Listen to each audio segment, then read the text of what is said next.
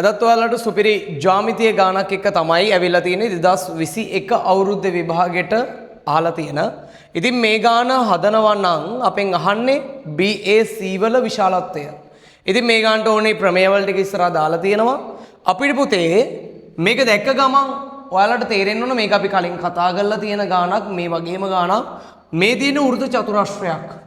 පාද හතරක් තියෙනවා නම් ඒ පාද හතරකින් වට වෙලා තියෙන චතුරස්‍රයේ ශීර්ෂ හතර තියෙන වෘතයක් උඩ නම් අපි කියනවා ඒකට වෘත චතුරස්‍රයක් කියලා. ඉතින් මේ වෘත චතුරස්‍රයේ එක පාදයක් දික් කරලා තියෙනවා. එතකොට හැදෙනවා පුතේ බාහිර කෝණයක්.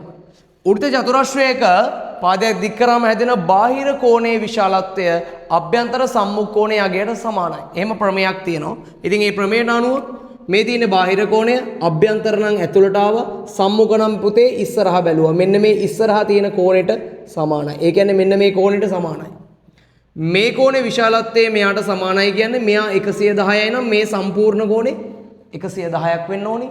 ඉතින් මේකේ අගය අපිට දීලා තියෙනවා මෙන්න මේ චූටි එක විතරක් 50යි කියලා. එහෙනම් මෙන්න මේ කෑල්ල 60ක් වෙන්න ඕනේ. මොකද 50යි 60යි සෙට් වුණාම තමයි 110ක් වෙන්නේ. එහෙනම් මෙන්න මේකේ කෝණය අපි අකුරෙන් කියනවා නම් BDC කෝණය අංශක වලින් ගත්තොත් 60යි. දැන් අපෙන් අහන්නේ මෙන්න මෙයාමනේ. BAC කියන්නේ මෙන්න මෙයා. මම ඔයාලට කලින් වීඩියෝ එකෙත් කියලා දුන්නා. වෘත ඛණ්ඩ කියන්නේ මොකක්ද කියලා. ඒක නිසා මම මේකේ පැහැදිලි කරන්න යන්නේ නැහැ. ඕනනම් ඒක බලලා තේරුම් ගන්න. ඒක දන්නේ නැති කෙනෙක් ඉන්නවා නම් මේ ප්‍රමේයන අනුව එකම වෘත ඛණ්ඩයේ කෝණ සමාන වෙයි. ඒ කියන්නේ වෘතයක ජායක් ඇඳලා පස්සේ වෘත ඛණ්ඩ දෙකකට බෙදෙනවා. ඒ එකම පැත්තේ තියෙන වෘත ඛණ්ඩේ කෝණ විශාලත්වය ගත්තොත් සමාන වෙනවා. ඉතින් මේකේ හොඳට බලන්න මෙන්න මේ වෘතේ BC ජායේ මෙන්න මේ කෙරවලවල් දෙක ටින්ටස් යන දෙකක් ගහලා රබර් බෑන්ඩ් එකක් දාලා මෙතනට ඇද්දොත් හැදෙන කෝණයයි මෙතනට හැද්දොත් හැදෙන කෝණයයි දෙන්නම විශාලත්වයේ සමානයි. මොකද මේ දෙන්නම ඇවිල්ලා එකම ඛණ්ඩේ කෝණ.